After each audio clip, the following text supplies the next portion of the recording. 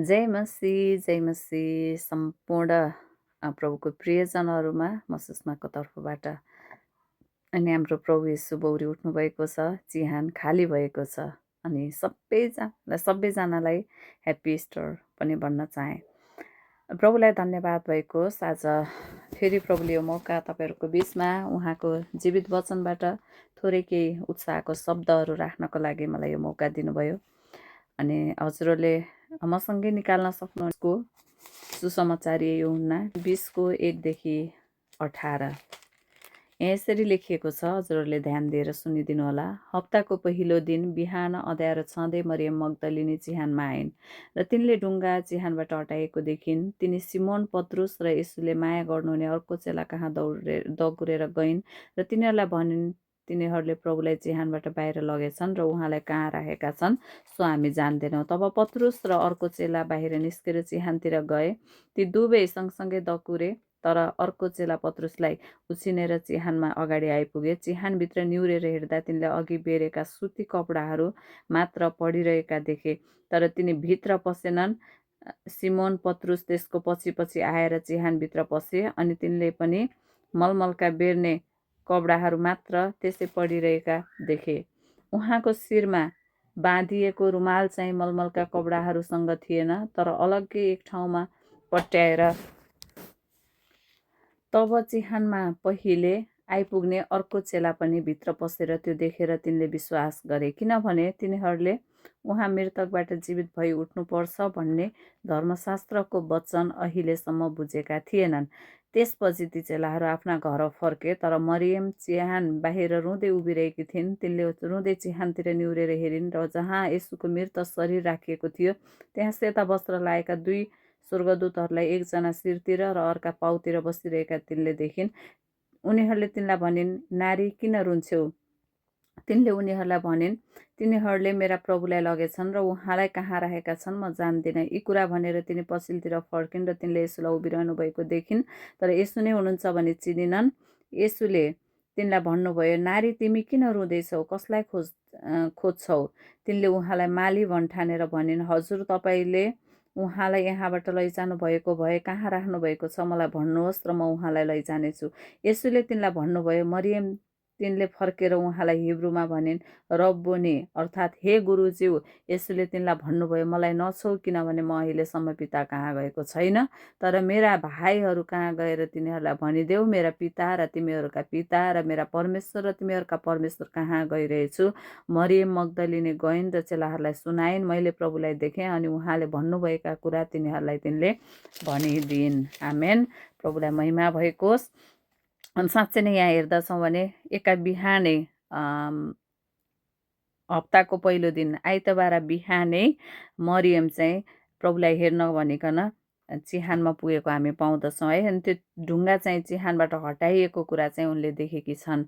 अनि म यो सबैमा जानुभन्दा अगाडि चाहिँ हजुरहरूको बिचमा एउटा शीर्षकमा लिएर आएको छु, खाली चिहान, रित्तो चिहान र नयाँ जीवन। जब हामी खाली चिहानलाई देख्दछौँ भने त्यहाँ चाहिँ नयाँ जीवन स्टार्ट भएको कुरा हामी पाउँदछौँ।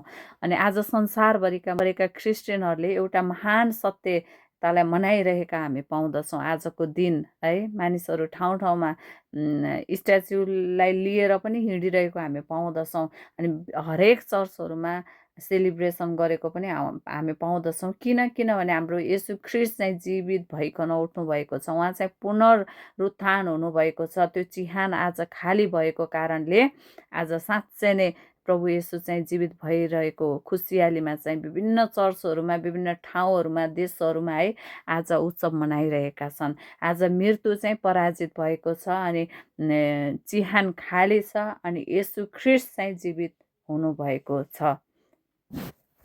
जब येशू ख्रीष्ट क्रुसमा मर्नुभयो, धेरै मानिसहरूले सोचेका थिए अब चाहिँ सकियो, अब चाहिँ खत्तम भयो, यसले आफैलाई बचाउन सकेन, यसले खुबै ऊ चाहिँ पुरा संसारको होइन ईश्वर भनेर कहलिन्थ्यो, ईश्वरको पुत्र भनेर भन्थे, आफैले ईश्वर निन्दा गरिएको विभिन्न कुराहरू पनि हामी भनेको कुराहरू हामी पाउँदछौँ बाइबलमा।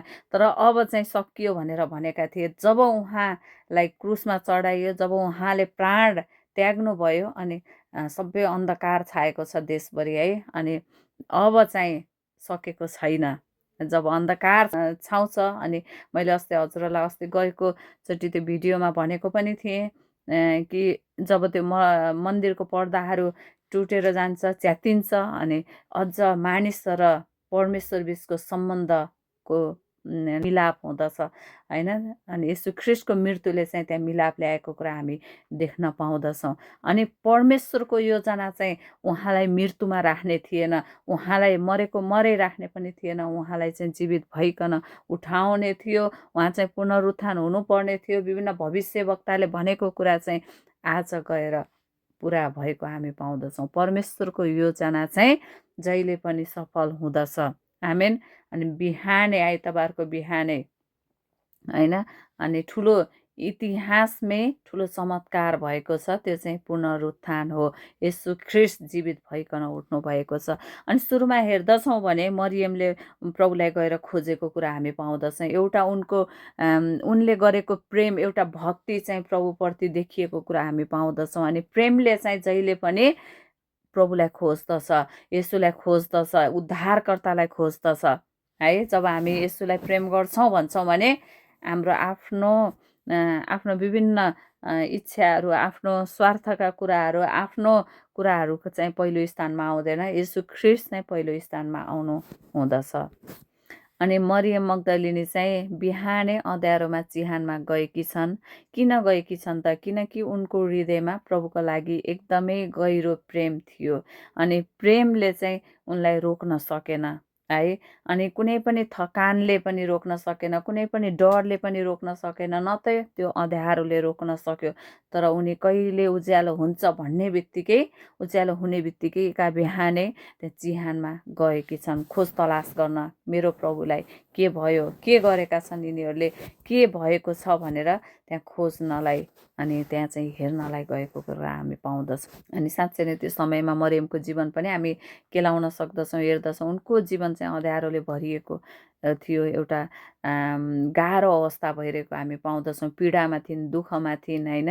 भने क्रुसले चाहिँ मृत्युलाई हामीलाई मृत्यु देखाएको छ। क्रुसमा चाहिँ यसु ख्रिस्टको मृत्यु भएको छ, तर पुनरुत्थानमा चाहिँ जीवन भएको छ।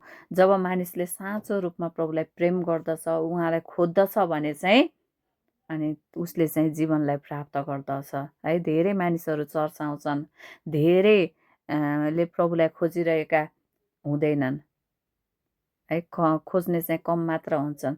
चर्च विभिन्न थोकहरूको लागि, आशिष पाउनको लागि, निको हुनको लागि होइन, रमाइलो गर्नको लागि, भेटघाट गर्नको लागि विभिन्न स्वार्थहरू लिएर चर्चमा गइरहेका हुन्छौँ।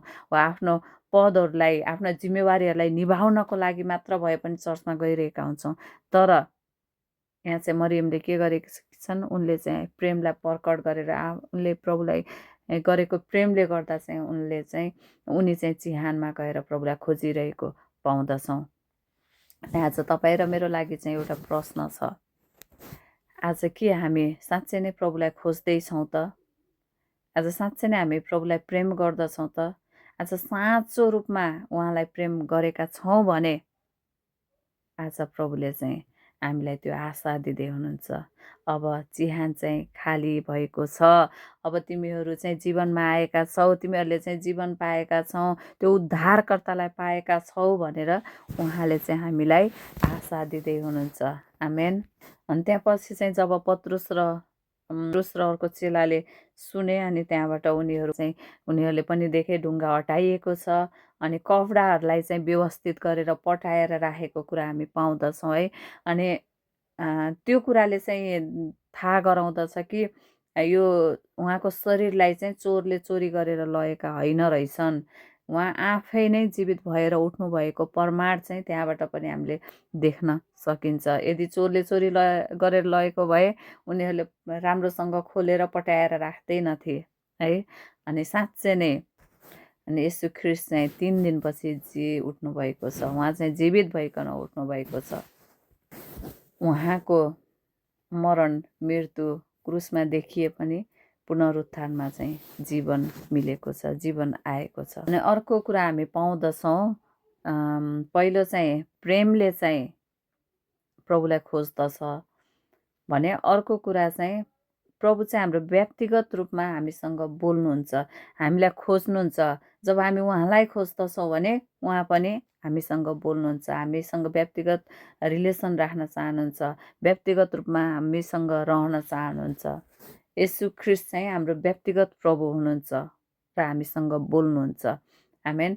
अनि मरियम चिहानमा त्यो बाहिर अब उहाँको शरीरलाई देखिनन्। अब उनले सोचिन् प्रभु त अब यहाँ हुनुहुन्न, लगेछन् यहाँ भन्ने सोचिन्। जब उनी रोइरहेकी थिइन् त्यहाँ चिहानको बाहिर बसेर, अनि त्यही समयमा चाहिँ येशू ख्रीष्ट आउनुहुन्छ है। अनि तर उनले चाहिँ चिन्न सक्दिनन्। जब रोइरहेकी हुन्छन्, उनको हृदय टुटेको थियो। अनि त्यहाँ चाहिँ स्वर्गदूतहरूले पनि आएर सोद्धछन्, किन रुन्छौ भनेर सोधिरहेको चाहिँ हामी पाउँदछौँ ज्ञानको बाहिर। अनि त्यतिखेरैमा दुईटा स्वर्गदूतहरू आएर एकजना शिरतिर अनि अर्को पाउतिर बसिरहेको कुरा पनि हामी देख्दछौँ। अनि उनीहरूले मरियमलाई सोद्धछन्, नारी तिमी किन रुन्छौ भनेर भनेका छन्। अनि तिनले चाहिँ उनीहरूलाई भनेकी छन्, तिनीहरूले मेरा प्रभुलाई लगेछन् र उहाँलाई कहाँ राखेका छन् म जान्दिनँ भनेर भनेको कारणले चाहिँ उहाँलाई लगेछन् भन्ने कुराले चाहिँ एकदम उनको हृदयहरू टुटिरहेको थियो। अनि त्यो कुराले उनी चाहिँ रोइरहेको हामी पाउँदछौँ है। अनि त्यही समयमा चाहिँ येशूले तिनलाई भन्नुभयो, नारी तिमी किन रुँदैछौ, कसलाई खोज्दैछौ भनेर भन्नुभएको पनि हामी पाउँदछौँ। अनि धेरै पटक हामी पनि कतिचोटि प्रभु हाम्रो नजिकै हुनुहुन्छ, हाम्रो साथमै हुनुहुन्छ र पनि हामी प्रभुलाई चिन्दैनौँ है। कतिचोटि हाम्रा शोक रोदनहरू अनि हाम्रा विभिन्न परिस्थितिहरू अगाडि आउँदछ। अनि त्यो कुराले चाहिँ हामीलाई उहाँलाई चिन्नलाई चाहिँ गाह्रो बनाउँदछौँ। तर एकै क्षणमा के हुँदछ, उनले येशूलाई देख्दछिन्। अनि त्यहाँबाट नारी तिमी किन रुँदैछौ भनेर सोद्धाखेरि पनि उनले प्रभुलाई चिन्दिनन्। तर पनि पछि गएर जब येशूले चाहिँ उनलाई मरियम भनेर नामबाट पुकार्नुहुन्छ, अनि उनले बल्ल चिन्छन्, हे रब्बी, हे गुरु भनेर उनले चाहिँ भनेको कुरा हामी पाउँदछौँ। अनि परमेश्वरले चाहिँ मानिसलाई व्यक्तिगत रूपमा चाहिँ बोलाउनुहुन्छ। उहाँले चाहिँ हामीलाई नाम दिएर बोलाउनुहुन्छ, उहाँले चाहिँ हामीलाई चिन्नुहुन्छ, उहाँले चाहिँ हामीलाई जान्नुहुन्छ है। आज पनि हामी मानिसहरूलाई चाहिँ प्रभुले बोलाइराख्नु भएको छ। निराशामा भएका मानिसहरूलाई, पापमा परेका मानिसहरूलाई, हराएका मानिसहरूलाई चाहिँ प्रभुले बोलाइराख्नु भएको छ। उहाँको राज्यमा आउनको लागि, उहाँको त्यो जीवनमा आउनको लागि बोलाइराख्नु भएको छ, त्यो आशामा आउनको लागि बोलाइराख्नु भएको छ।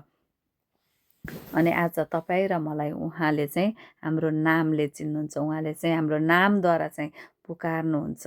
आमेन। जसरी हामी जखायसलाई पनि हामी जब हेर्दछौँ भने लुका 19 अध्यायमा के भनेर भन्नुभएको छ, हे जखायस तिमी झट्टै ओर्लेर आऊ, म आज तिम्रो घरमा खाना खानको लागि आउँछु भनेर भन्नुभएको कुरा हामी पाउँदछौँ है। अनि त्यो सानो त्यो पुड्के व्यक्तिलाई पनि आज प्रभुले तपाईँ र मलाई पनि नामद्वारा चिन्नुहुन्छ। तपाईँ र मेरो नामहरू चाहिँ उहाँको हत्केलामा लेखिएको कुरा हामी पाउँदछौँ। अनि आज पनि तपाईँ र मेरो साथमै प्रभु हुनुहुन्छ। उहाँले भन्नुहुन्छ, मेरो छोरा छोरी म तिमीसँगै छु, म यहीँ छु है। हाम्रो गहिराइमा गएर हाम्रो साँचो हृदयले चाहिँ आज प्रभुलाई खोज्यौँ भने हामीले उहाँलाई चाहिँ भेटाउँछौँ। उहाँ चाहिँ हाम्रो साथमा हुनुहुन्छ अनि हामीलाई बोलाइरहनुहुन्छ है, हामीलाई बोलाइराख्नुहुन्छ। तर हामी कतिचोटि चाहिँ उहाँको बोलावटलाई, उहाँको बोलाइलाई चाहिँ हामी सुन्दैनौँ, हामी चिन्दैनौँ। तर तपाईँले र मैले जब उहाँको बोलावटलाई चिन्छौँ नि, अनि हामी आफैलाई महसुस गर्दछौँ म प्रभुको प्रेममा छु भन्ने कुरा चाहिँ हामीलाई थाहा हुँदछ। अनि अर्को हामी थाहा पाउँदछौँ, उहाँले त्यति मात्र भन्नु भएन, उहाँले भन्नुभयो, मलाई नछो किनभने म अहिलेसम्म पिता कहाँ गएको छैन, तर मेरा भाइहरू कहाँ गएर तिनीहरूलाई भनिदेऊ भनेर भन्नुभएको छ। अब चाहिँ यो पुनरुत्थान भएको कुरा चाहिँ अब गएर सुनाऊ भनेर भन्नुभएको छ। अनि तपाईँ र म चाहिँ आज उहाँको पुनरुत्थानको चाहिँ सन्देशहरूलाई सुनाउनु पर्नेछ। आज चाहिँ तपाईँ र म चाहिँ पुनरुत्थानको गवाही हुनुपर्नेछ। आज उहाँ चाहिँ जीवित हुनुभएको छ, मृत्युमै रहनु भएको छैन। उहाँको चिहान खाली छ आज पनि उहाँ चाहिँ जिउँदो हुनुहुन्छ। जब हामी प्रभुलाई विश्वास गर्दछौँ, हाम्रो मुखले प्रभुलाई स्वीकार गर्दछौँ, उद्धारकर्ता भनिकन उहाँमाथि हामी पूर्ण रूपमा आफ्नो जीवनलाई समर्पण गर्दछौँ भने उहाँ चाहिँ हाम्रो जीवनमा बास गर्नुहुन्छ, हाम्रो शरीरमा बास गर्नुहुन्छ, हामीसँग रहनुहुन्छ, अनि तपाईँ र मलाई चाहिँ जीवन दिनुहुन्छ है। अनि यो खुसीको सन्देश, यो सुसमाचार चाहिँ आज तपाईँ र मैले चाहिँ अरूलाई गएर बताउनु पर्नेछ। जसरी मरियमलाई अब चाहिँ तिमी जाऊ, अब गएर घरमा थुपुक्क बस भन्नु भएन कि यो गएर अरूलाई सुनाऊ भनेर भन्नुभएको छ। अनि यहाँ हेर्दछौँ भने मरियम चाहिँ पहिलो पुनरुत्थानको साक्षी बनेकी छन्।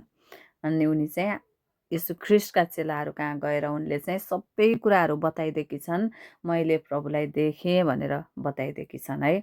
अनि यदि तपाईँ र म साँचमाथि विश्वास गरेका छौँ भने आज तपाईँ र मेरो लागि सन्देश हो कि हामीले अरूलाई पनि बताउनु पर्नेछ। यो आफैले मात्र राख्ने कुरा होइन, यो चाहिँ बाँड्ने कुरा हो। अरूले पनि प्रभुमा जीवन पाउन्, अरू पनि अरूको आत्मा पनि प्रभुमा आउन सकोस् भनेर यो चाहिँ तपाईँले र मैले बताउनु पर्नेछ। यो चाहिँ एउटा पुनरुत्थानको सन्देश हो, यो चाहिँ एउटा आशाको सन्देश हो, यो चाहिँ एउटा जीवनको सन्देश हो, यो चाहिँ उद्धारको सन्देश हो। आज यसलाई चाहिँ हामीले पक्रेर मात्र राख्ने होइन, यो चाहिँ दिने सन्देश हो। जसरी यीशु ख्रिस्ट पनि त्यो स्वर्गबाट यस संसारमा आउनुभयो, दिनुभयो परमेश्वर पिताले हाम्रो लागि है। अनि यीशु ख्रिस्टले आज तपाईँलाई र मलाई पनि उहाँको सन्देश सुनाउनका लागि दिनुभएको छ, पठाउनु भएको छ। अनि आज तपाईँ र म चाहिँ हाम्रो स्थानहरूबाट निस्किनु पर्नेछ। हाम्रो यो सुसन्देश जो हामीले पाएका छौँ यो अरूलाई लगेर हामीले चाहिँ बताउनु पर्नेछ अनि अरूलाई पनि प्रभुमा ल्याउनु पर्नेछ। अनि पुनरुत्थान चाहिँ केवल इतिहास मात्र होइन, यो आज पनि वास्तविक शक्ति हो।